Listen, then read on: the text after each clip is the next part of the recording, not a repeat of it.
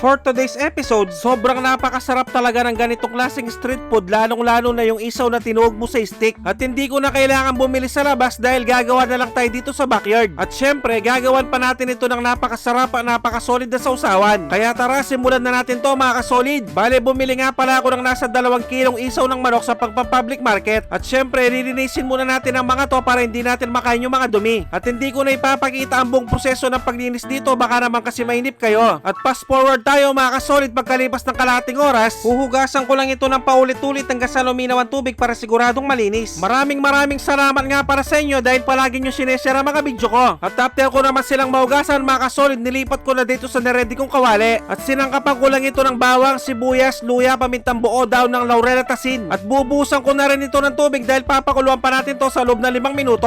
At habang naghihintay tayo mga kasolid, gagawa muna tayo ng sausawan. Bale, pinagsama-sama ko lang ang sibuyas na pula, asin, pamintang durog, sili, asukal at suka. Maraming salamat sa mga bagong viewers at followers dyan. Welcome na welcome po kayo dito. Shoutout kay Lauro Montoya ng Bacoor, Cavite. At check natin yung pinapakuluan natin. Pagkalipas ng 5 minuto mga kasolid, pwedeng-pwede na to. Hindi naman kasi kailangan palambutin na sobra to. At iseset aside ko muna mga kasolid para palamigin. At nang lumamig na mga kasolid, itutuog ko na sa stick. At shoutout nga rin pala sa mga masisipag nating workers dito sa Pinas at sa ating mga bayaning OFW, mag-ingat po kayo lahat dyan. At kung umabot na kayo sa part ng episode na to mga kasolid, pwedeng pakicomment naman kung tagasan ka para malaman ko kung saan umabot ang video to. Maraming salamat. Tiyagaan lang talaga sa proseso nito, pero pag naluto sobrang napakasarap. At siguradong nakasuporta din ngayon si Marites Saison ng Banlik, Laguna at si Jun Torres Bansil ng Saudi Arabia. Maraming salamat po sa panonood. At after ko naman silang matuog mga kasolid, dito na silang lahat. At dito naman tayo sa harina mga kasolid. Bale, nilagyan ko nga lang pala ito ng asin. At start ko ng balutan yung mga isaw at isasawsaw sa tubig at ibabalik ulit sa harina. Sa ganitong technique kasi mga kasolid, kakapit ng maayos ang harina at the same time lulutong ang mga isaw. At fast forward tayo mga kasolid, pagkalipas ng ilang minuto, eto na silang lahat. At sakto naman, mainit na yung mantika, start na tayo magprito.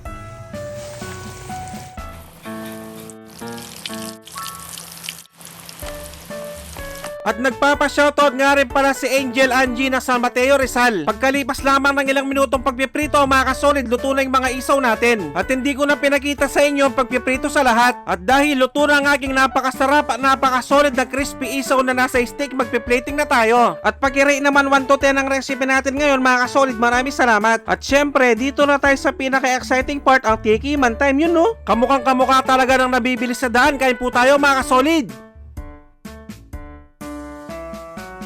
Sus Mario Joseph, kanyama na po. Grabe, napakasarap kahit walang sausawan. Pero syempre, mas lalo pa nating pasasarapin to gamit yung ginawa ko napakasarap na suka. At siguradong lulutuin din ito ni Pauline Mariano Tison ng Navotas City. At hindi rin pala ito basta-basta pampapak, pwede rin itong pang-ulam. At bibigyan ko na kayo ng pangmalakasang perfect bite para dito. Yung sasalukin mo yung maraming sibuyas na may sili, mga tampo.